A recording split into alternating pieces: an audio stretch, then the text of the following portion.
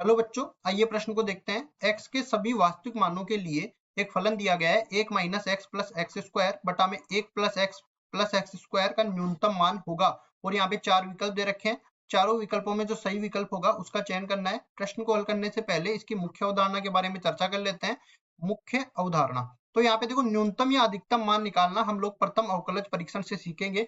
न्यूनतम अधिकतम मतलब निम्निष्ट उच्चिष्ट ही हम लोग लेके चलते हैं। स्थानीय उच्चिष्ट या निम्निष्ट जब अपने पास कोई अंतराल नहीं दिया जाता है तो देखो क्या करते हैं, y बराबर एफ एक्स कोई भी फलन दिया गया है इसका अवकलन करते हैं डी वाई बटा डी एक्स के बराबर, या फिर इसको एफ डेस एक्स के बराबर बोल सकते हो।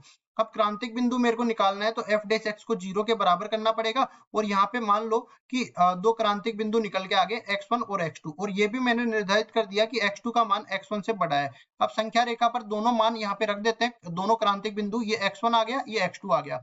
अब देखो मैं देखता हूँ x2 से जब बड़ा होगा कोई भी x का मान, तब f डेश x का चिन्ह क्या होगा, मैं मान लेता हूँ धनात्मक है। यहाँ पे x1 और x2 के बीच में f डेश x ऋणात्मक है, और x1 से छोटा होगा तब ये धनात्मक है। अब ये f डेश x बोलो चाहे dy बटा dx बोलो, ये अपने पास वक्र पर स्पर्श रेखा के ढाल को निरूपित करता है। मतलब x1 पे देखूं तो पहले ढाल धनात्मक था फिर ऋणात्मक, मतलब वक्र पहले बढ़ रहा था फिर घटना स्टार्ट कर दिया। इसी तरह ये उच्चिष्ट का बिंदु आ गया, यहाँ पे भी देख लेते हैं, पहले ढाल ऋणात्मक था फिर धनात्मक हो गया, मतलब वक्र पहले घट रहा था फिर बढ़ना स्टार्ट कर दिया। तो ये अपने पास निम्निष्ट का बिंदु आ गया। और जब ये क्रांतिक मान हमको क्रांतिक बिंदु जब भी अपने को उच्चिष्ट या निम्निष्ट मान दे देते हैं तब ये कहलाते हैं चरम बिंदु।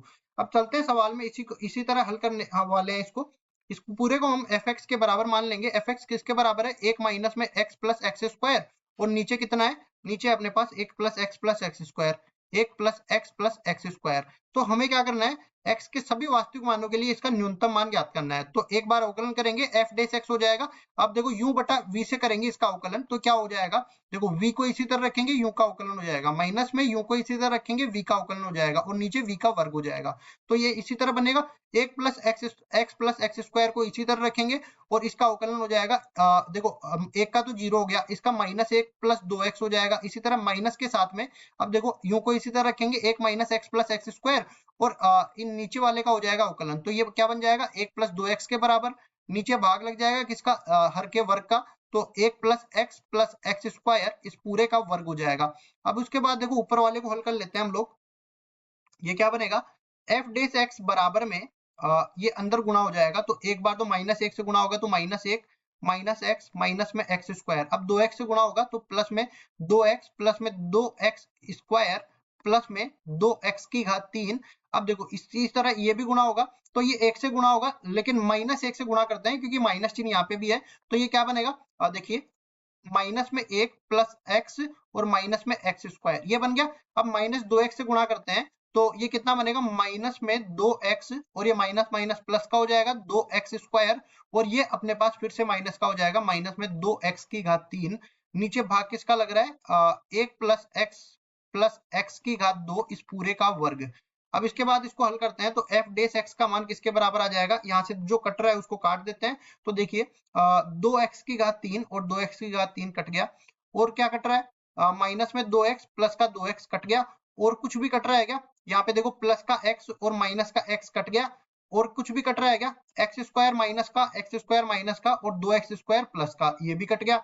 और उसके बाद में देखो यहाँ पे और कुछ नहीं कट रहा, तो इसको लिखते हैं, माइनस में 2 बच गया, ये आ गया और ये आ गया, और प्लस में 2x स्क्वायर बच रहा है, तो प्लस में 2x स्क्वायर भी ले लिया, और नीचे क्या बच गया, नीचे रह गया एक प्लस एक्स स्क्वायर इस पूरे का वर्ग। इसको थोड़ा सा और सरल कर लेते हैं, एफ डेश एक्स बराबर हो जाएगा, दो बनिश ले लिया तो यहाँ से x माइनस एक गुणा में x प्लस एक, देखो a square minus B square, a plus B गुणा में a माइनस बी बचेगा ना, और नीचे हो जाएगा एक प्लस एक्स स्क्वायर इस पूरे का वर्ग। अब देखो ये एफ डेश आ गया, यहाँ से क्रांतिक बिंदु निकालने के लिए इसको 0 के बराबर करेंगे।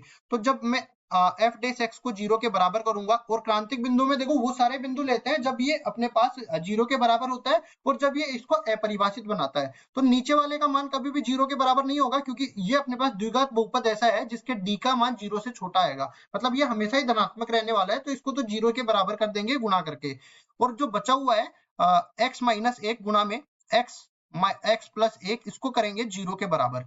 ठीक है, 0 के बराबर करने पर एक तो x बराबर एक आ गया, और एक x बराबर माइनस एक आ गया, ये दो क्रांतिक बिंदु आ गए। अब देखो यहाँ पे मैं लिखता हूँ, और ये -1 आ गया, ये +1 आ गया। प्रथम अवकलज परीक्षण से इसका हल कर रहा हूँ, तो यहाँ पे देखोगे f(x) का मान ये दे रखा है ना, यहाँ पे मैं 1 से बड़ा कोई भी मान रखता हूँ ना, तो ये धनात्मक है और ये भी धनात्मक है, कुल मिला के ये पूरा धनात्मक है, तो यहाँ पे आ गया धनात्मक। अब -1 से +1 के बीच में रख रहा हूँ, तो ये अपने पास ऋणात्मक हो जाएगा, ये अपने पास धनात्मक हो जाएगा, कुल मिला के गुणा होके ये ऋणात्मक बन जाएगा, तो यहाँ पे ऋणात्मक आ जाएगा। इसी तरह -1 से छोटा होगा तो ये भी ऋणात्मक होगा और ये भी ऋणात्मक होगा, तो ये अपने पास क्या बन जाएगा, पूरा ऋणात्मक ऋणात्मक गुणा होकर धनात्मक बन जाएगा, तो ये धनात्मक आ गया। अब देखो क्या होगा, जब अपने पास ढाल धनात्मक से ऋणात्मक जाती है, मतलब वक्र पहले बढ़ रहा होगा फिर घट रहा होगा, इसी तरह यहाँ पे पहले वक्र घट रहा होगा फिर बढ़ रहा होगा। तो आप देख सकते हो कि उच्चिष्ट तो -1 पर मिला और निम्निष्ठ +1 पर मिला, और हमें क्या निकालना है, इसका न्यूनतम मान मतलब निम्निष्ठ मान निकालना है। तो हम लोग बोलेंगे प्रथम अवकलज परीक्षण से, प्रथम अवकलज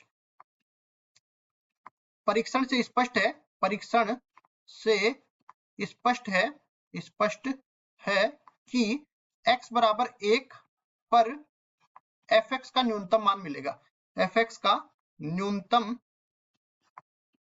मान मिलेगा। अब न्यूनतम मान मिलेगा तो वो न्यूनतम मान निकालना भी पड़ेगा, तो हम लोग पहले f(x) का मान लिख देते हैं 1 - x + x² और नीचे हो जाएगा 1 + x + x²।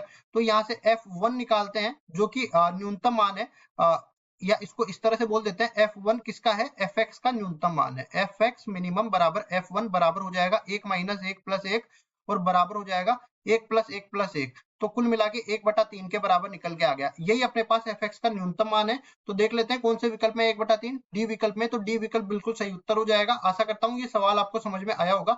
धन्यवाद।